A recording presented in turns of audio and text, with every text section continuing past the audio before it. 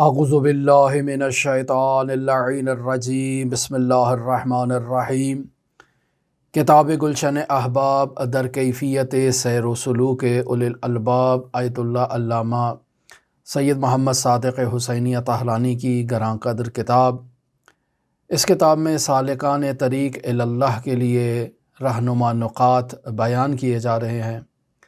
ایک انسان جو اللہ کے عشق میں اللہ کی جانب سفر کرنا چاہتا ہے تو اسے کون سا طرز عمل اپنانا چاہیے تاکہ کامیابی کے ساتھ اللہ کی بارگاہ میں مقرب انسان بن سکے۔ ایسے رہنما نقاط کو ایسے بزرگ اساتید سے سیکھنا چاہیے تاکہ انسان سلوک اللہ کے بلند مقامات پر فائز ہو سکے۔ گزشتہ کچھ دنوں سے ماہ رجب المرجب کی فضیلت اور ماہ رجب المرجب کے اہم اعمال کی طرف آپ کی خدمت میں اشارہ کیا گیا۔ آج بطور خلاصہ ان تمام مطالب کی طرف جنہیں ہم پہلے رجب سے متعلق بیان کر چکے ہیں ایک اشارہ کر کے آگے قدم بڑھاتے ہیں۔ سب سے پہلے کہ روایات میں ماہ رجب سے متعلق بہت سی دعائیں بیان کی گئی ہیں۔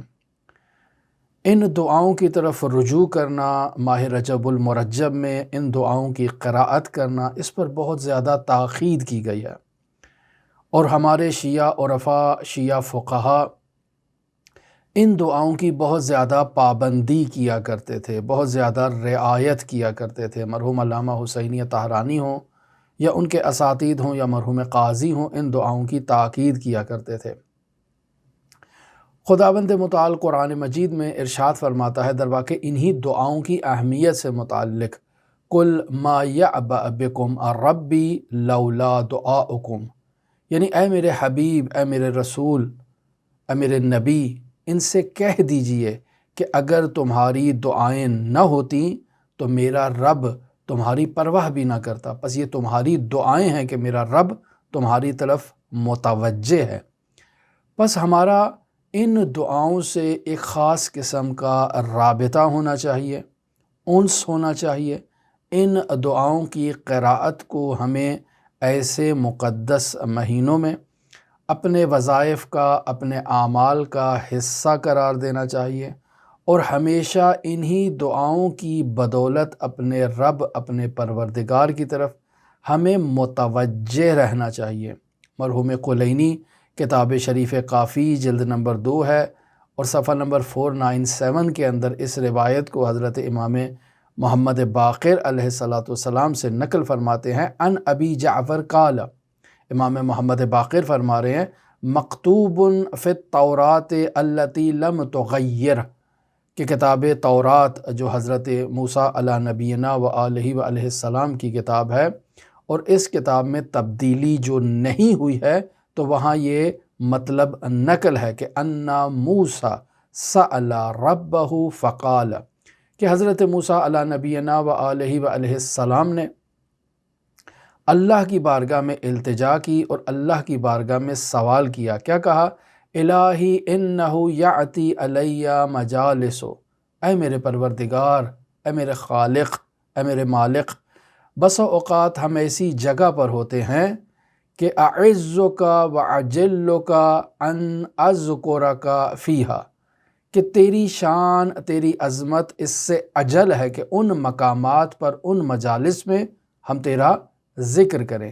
یعنی وہ ایسی محفلیں نہیں ہیں، ایسے مقامات نہیں ہیں کہ جہاں تیرا ذکر ہو سکے۔ بطور مثال ہم عام عامیانہ زبان میں کہیں کہ انسان بیت الخلاء میں بیٹھا ہے، اب بیت الخلاء میں بیٹھا ہے، وہاں اللہ کا نام لینا جو ہے وہ انسان کراہت محسوس کرتا ہے کہ اللہ کی شان اس سے اجل ہے کہ میں ایک ایسے مکان میں اللہ کا نام لوں۔ تو حضرت موسیٰ بھی ایسے ہی اللہ سے سوال کر رہے ہیں کہ بس اوقات ہم ایسی محفلوں میں، ایسی مجالس میں بیٹھے ہوتے ہیں کہ تیری شان اس سے اجل ہے کہ ہم تیرا ان جگہوں پر یا ایسے مقامات پر ذکر کریں۔ فقال، تو خداوند متعال جواب میں کہتا ہے کہ یا موسیٰ ان ذکری حسن علی کل حال، کہ اے موسیٰ ہر حال میں میرا ذکر حسن ہے، چاہے تم اس محفل میں بیٹھے ہو جہاں تمہارا یہ اندازہ ہے کہ میرا ذکر کرنا، میرا نام لینا، مجھے پکارنا شایان شان نہیں ہے، نہیں موسیٰ،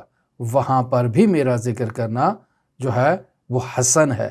اور اسی طرح ہمارے معاشرے میں بیت الخلاء کے اندر، غسل خانے کے اندر کیا ہم اللہ کا نام لے سکتے ہیں؟ جی ہاں، اللہ کا نام لے سکتے ہیں، اللہ کا ذکر کر سکتے ہیں۔ پس جب ماہ رجب المرجب کی دعاؤں کی اس قدر اہمیت ہے تو ہمیں ان دعاؤں سے غفلت نہیں کرنی چاہیے، یہ ایک نقطہ۔ دوسرا نقطہ، ماہ رجب المرجب میں روزے کی بہت زیادہ تاکید کی گئی ہے، روایات بیان ہو چکی ہیں آپ کی خدمت میں۔ پس جو لوگ ماہ رجب المرجب کا روزہ رکھ سکتے ہیں انہیں چاہیے کہ جس قدر بھی ان کے لیے ممکن ہو وہ ماہ رجب کا روزہ رکھے۔ یعنی اگر رجب کا روزہ ان کے رمضان کے روزے کے لیے خطرناک نہیں ہے، انسان رکھ سکتا ہے، طاقتور ہے، تو اسے ماہ رجب کا بھی روزہ رکھنا چاہیے، شعبان کا بھی رکھنا چاہیے اور رمضان کے بھی رکھنے چاہیے، چونکہ وہ تو واجب ہے۔ لیکن اگر انسان سمجھتا ہے کہ میں کمزور ہو جاؤں گا 2 مہینے مسلسل روزہ رکھنے سے اور رمضان المبارک میں روزہ نہیں رکھ پاؤں گا، تب انسان مسلسل روزہ نہ رکھے، تب انسان کوشش کرے کہ وہ اوقات، وہ لمحات، وہ ایام جن میں روزوں کی بہت زیادہ تاکید کی گئی ہے، صرف ان ایام میں روزہ رکھے، رجب میں بھی اور شعبان میں بھی۔ پس انسان ان مہینوں کی فضیلت کو ضرور حاصل کرنے کی کوشش کرے۔ تیسرا اہم مطلب جو یہاں ماہ رجب سے متعلق بہت زیادہ تفصیل سے بیان ہوا وہ استغفار ہے، کہ ماہ رجب المرجب میں استغفار کرنے کی بہت زیادہ تاکید ہے۔ اور پھر چوتھا مطلب کہ ماہ رجب المرجب میں صدقہ دینے کی بھی بہت زیادہ فضیلت بیان ہوئی ہے، اور بیان ہوا کہ اگر کوئی شخص ماہ رجب المرجب میں روزہ نہیں رکھ سکتا تو وہ کیا کرے؟ وہ روزہ نہیں رکھ سکتا ہے تو وہ اس کی جگہ پر صدقہ دے، 1 روٹی صدقہ دے دے، 1 روٹی کا پیڑا صدقہ دے دے، 750 گرام گندم صدقہ دے دے۔ لیکن اگر کوئی شخص صدقہ بھی دینے کی توان نہیں رکھتا ہے تو کل ایک تسبیح بیان ہوئی کہ وہ اللہ کی تسبیح کرے، اللہ کو ان کلمات کے ذریعے سے مخاطب کرے، اسے جو ہے وہ ماہ رجب کی فضیلت کو وہ حاصل کر پائے گا۔ پانچواں مطلب جو نہایت اہمیت کا حامل ہے وہ یہ ہے کہ قرآن مجید میں توحید سے متعلق جو آیات ہیں، آیات توحیدی، ان کا ماہ رجب المرجب میں ان کی تلاوت کرنا، ان کی قراءت کرنا، یہ بہت فضیلت کا حامل ہے۔ جیسے سورہ اخلاص ہے، سورہ توحید ہے، سورہ قل هو اللہ احد ہے، اس کی قراءت کرنے کی بہت زیادہ فضیلت ہے۔ اگر کوئی شخص ماہ رجب المرجب کے ایام میں روزانہ 10,000 مرتبہ سورہ توحید کی تلاوت کر سکتا ہے تو وہ غفلت نہ کرے، تلاوت کرے۔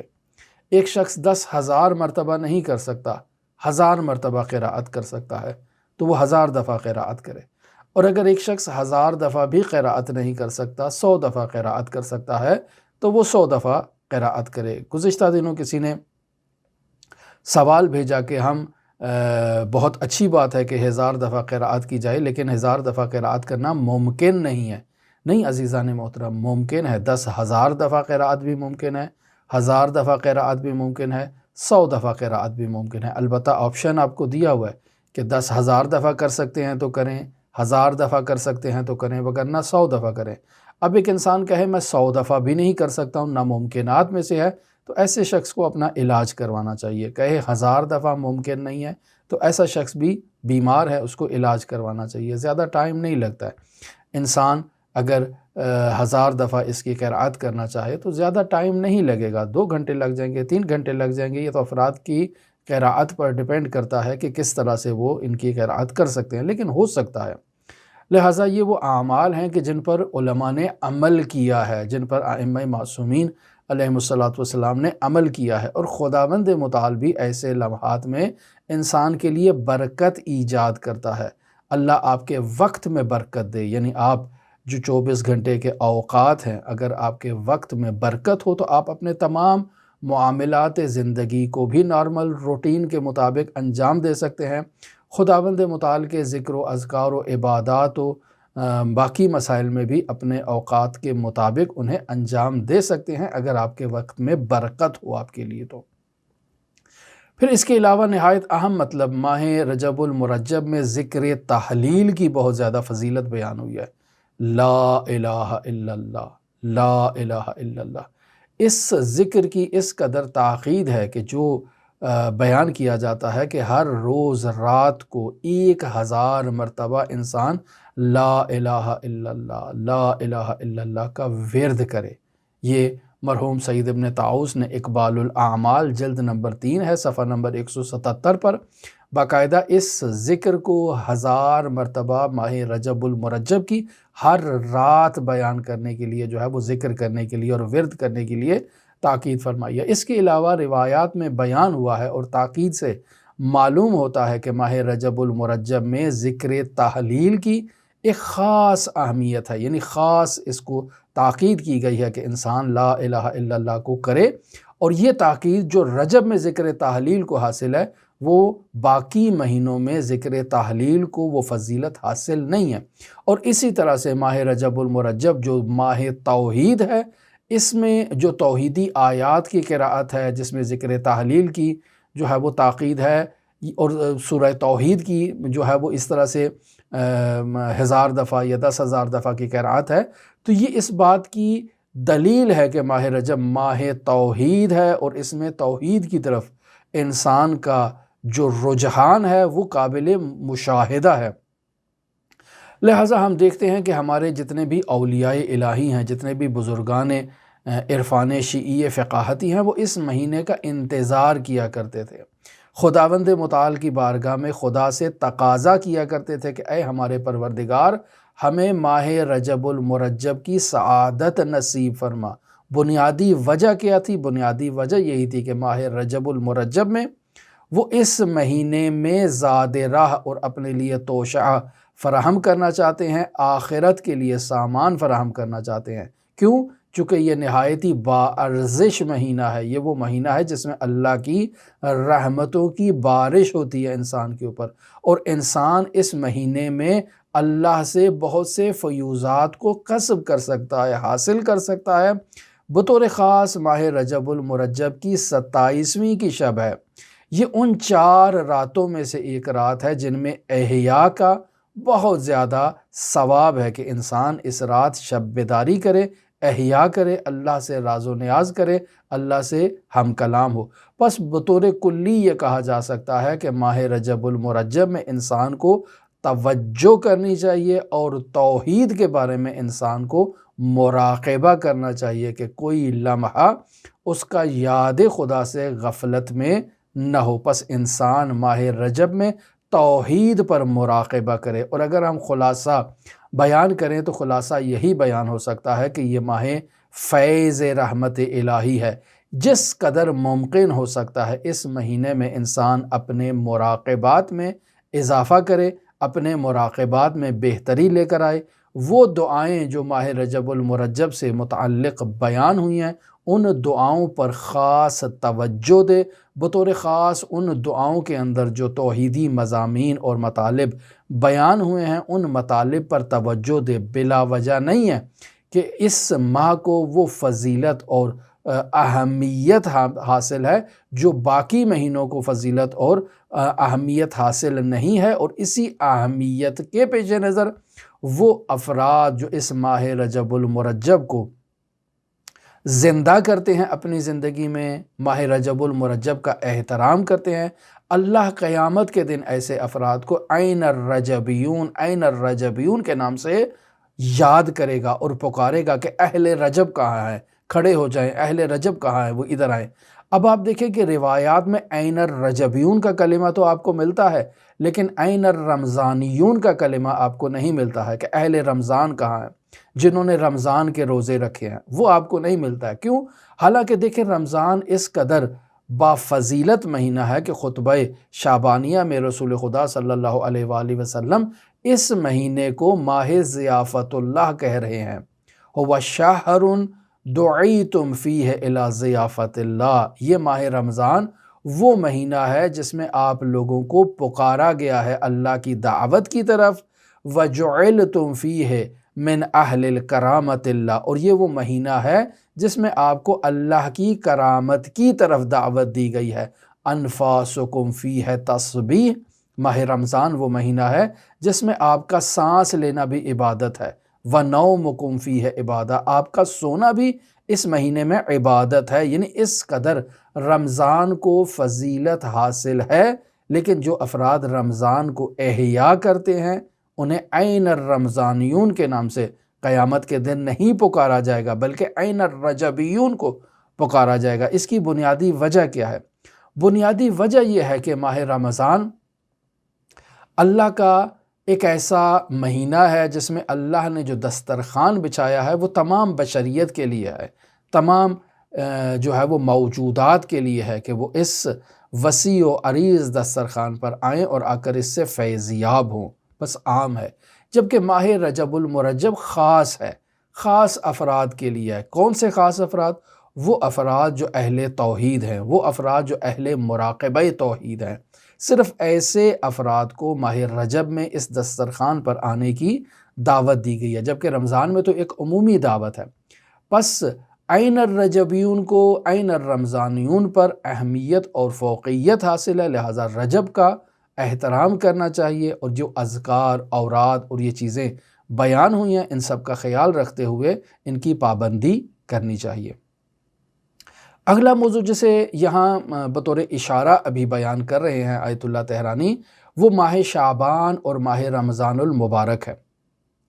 माह शाबान में भी मुस्तहब है कि इंसान जिस कदर रोज़ा रख सकता है माह शाबान का, इंसान रोज़ा रखे।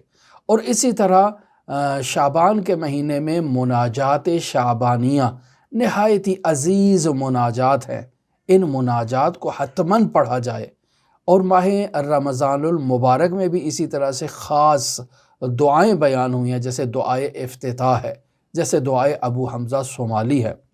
इन दुआओं पर ताकीद की गई है, यानी ये दुआएं अहले बैत अलैहिमुस्सलातु वस्सलाम के ऐसे ख़ज़ाने हैं कि जिन ख़ज़ानों से किसी भी आरिफ को गफलत नहीं करनी चाहिए। लिहाजा हम देखते हैं कि मरहूम अल्लामा हुसैनिया तहरानी इन दुआओं को ख़ुद भी पढ़ा करते थे और ताकीद किया करते थे कि जो सालिकान सुबुल सलाम है वो इन दुआओं पर तवज्जो दें। और ये एक ख़ास नुक्ता जिसे मैं आपकी खिदमत में बयान करता चलूँ, हमारे माशरे में बहुत ज़्यादा ये चीज़ें राइज होती हैं कि लोग कहते हैं कि हमने दुआ पढ़नी है और मुकम्मल इसको ख़त्म करना है।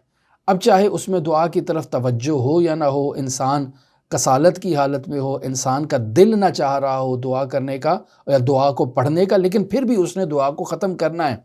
चूँकि रमज़ानुल मुबारक का महीना है, चूँकि दुआ का महीना है। जैसे आप देख लें हमारे यहाँ हर जुमेरात को दुआए कुमैल पढ़ी जाती है। अभी कि इंसान का दिल नहीं कर रहा है दुआए कुमैल पढ़ने को, लेकिन फिर भी वो दुआए कुमैल को पढ़ रहा है, चूँकि माह जुमेरात के दिन जो है वो दुआए कुमैल पढ़ने की एक रस्म है।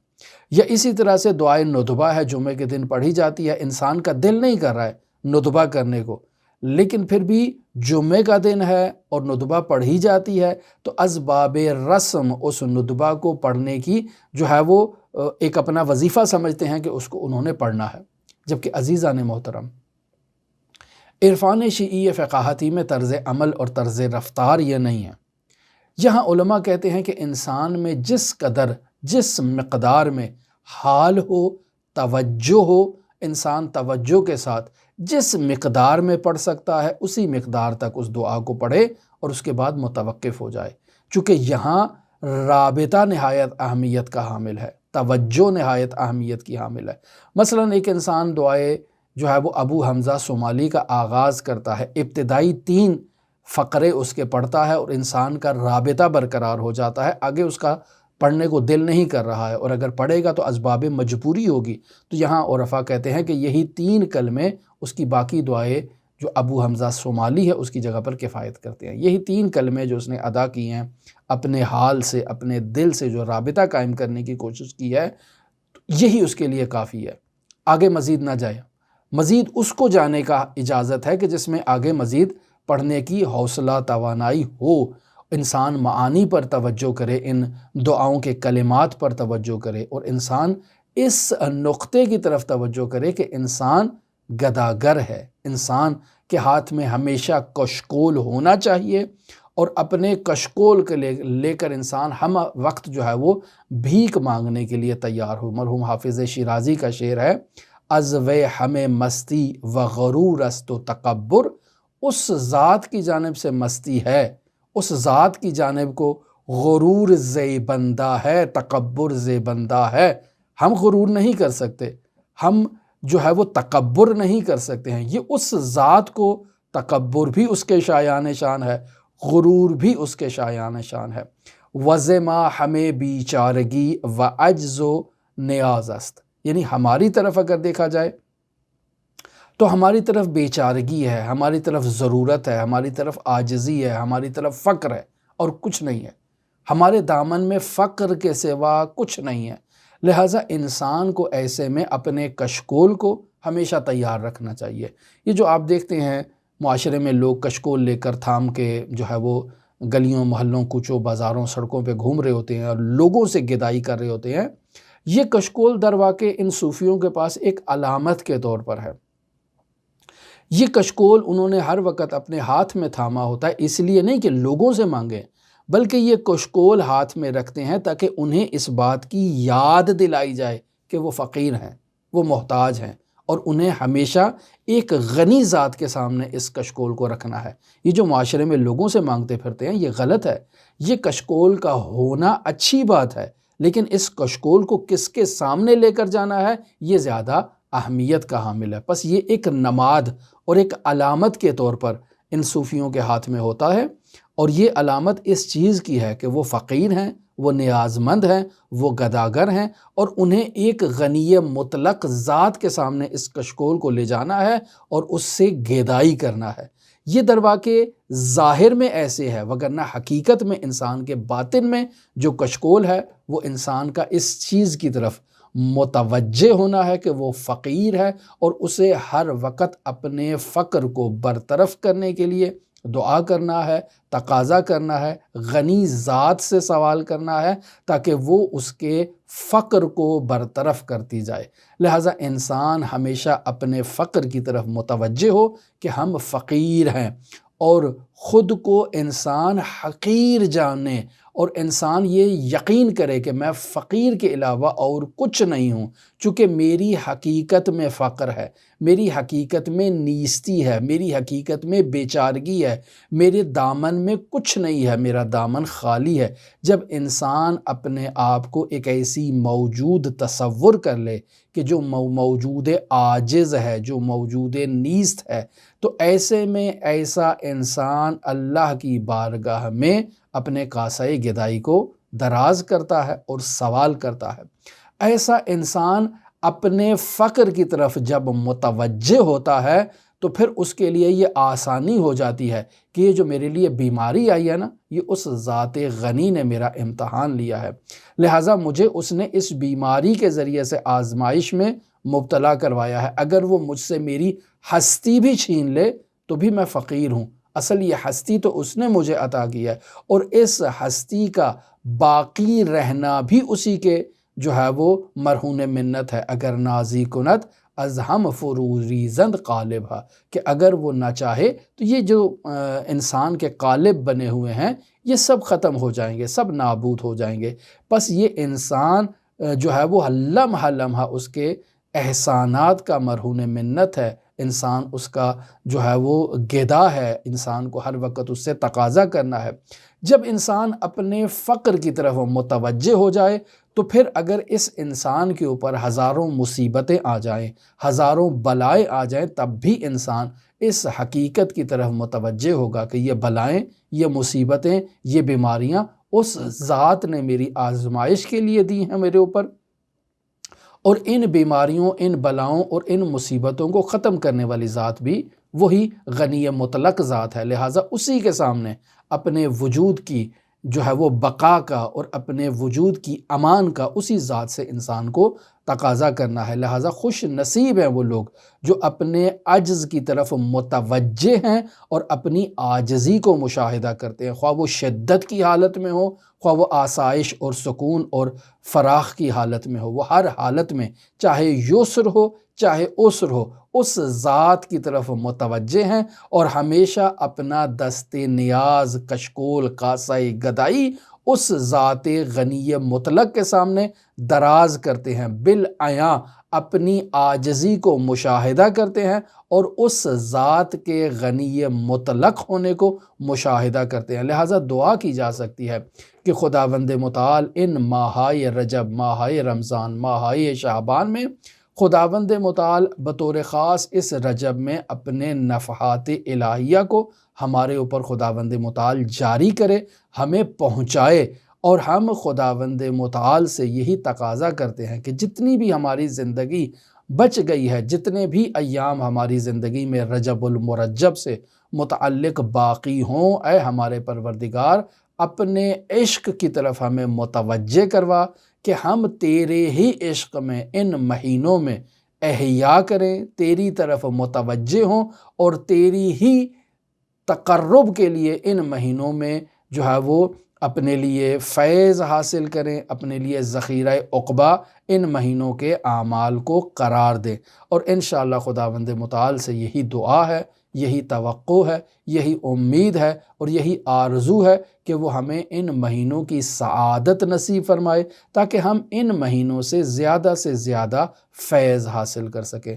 دعا گو ہیں خداوند متعال منجی عالم بشریت حضرت صاحب العصر، صاحب الامر، صاحب الزمان کے ظہور میں تعجیل فرمائے اور ہمیں حضرت کے اصحاب و اعوان و انصار کی فہرست میں شمار فرمائے۔ اللہم صلی علی محمد و آل محمد وعجل فرج قائم آل محمد۔